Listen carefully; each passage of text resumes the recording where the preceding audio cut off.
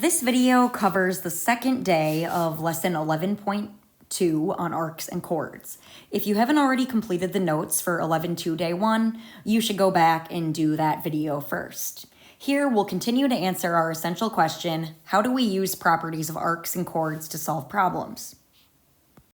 We'll begin with two more theorems.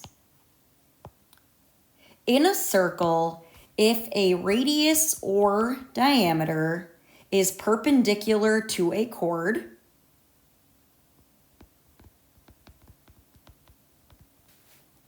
then it bisects the chord and its arc. Remember, the word bisect just means it divides it into congruent parts. So in our picture here, since radius AB is perpendicular to chord CD, we know by theorem 11.2.3 that CD is bisected so that this part of the segment and this part of the segment are congruent, and the arcs are also congruent. So arc CB is congruent to arc BD. Now, theorem 11.2.4 just is kind of the converse of that first theorem. In a circle, the perpendicular bisector of a chord is going to be a radius or diameter of the circle. So here, if we're given that segment JK is the perpendicular bisector of, and that should say GH, so you can see how these two are marked congruent, then we can conclude that JK is a diameter or radius, but this picture, I think, makes it clear that it's a diameter of circle A.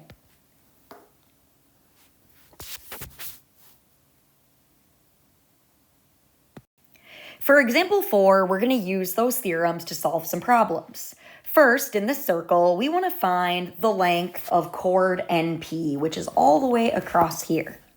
Using the first of the theorems that we just wrote down, in a circle, if a radius or diameter is perpendicular to a chord, which we have here, right, NP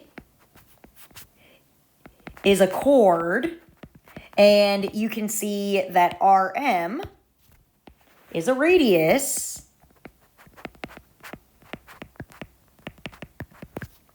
By theorem 11.2.3, it bisects the chord and its arc, meaning this half of the chord and this half of the chord are congruent. Now, we also know that all radiuses are congruent. So if you look at radius RM in the picture, segment RM, you can see that that's just the 8 and the 9 put together. Well, 8 plus 9 is 17. So Rn, which is another radius, must also be 17 because all radiuses are congruent. So this is 17, that's 8, and now we can go ahead and use our Pythagorean theorem to find the missing measure, which is like this piece right here. I'll call that an x. So using my right triangle, which I'm going to fill in yellow right here, you can see with a right triangle, we're always able to use the Pythagorean theorem. So a squared plus b squared equals c squared. C has to be the hypotenuse, which is across from the 90. So c is that 17. A and b are 8 and x. So 8 squared plus x squared equals 17 squared. We're going to want to move that 8 squared to the other side by subtracting it. And then we can just grab a calculator and type this whole expression into the calculator, and it'll do the order of operations for us and give us 225.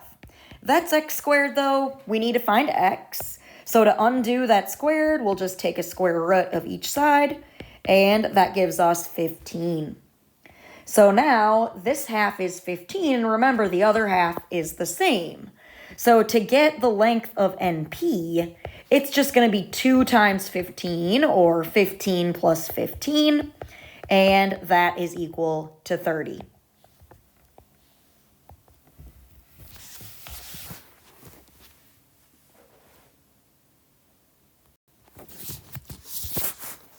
For the try now example, we have something similar, but this time you are going to need to do some rounding. It won't be a perfect value after you do your Pythagorean theorem, so you're going to find the length of QR to the nearest tenth. If you'd like to try this on your own, you can pause the video. If you'd like to walk through it with me, keep the video playing. Similar to the last example, you can see that radius PS is 10 plus 10, which is 20. So that means all the radiuses are 20. So I know that PQ is also 20 units long. And now if we go ahead and we look at this little triangle right here, we have 10, some missing side, I'll call that X, and then the radius is 20. So a quick Pythagorean theorem, 10 squared plus X squared equals 20 squared. We can subtract 10 squared on each side.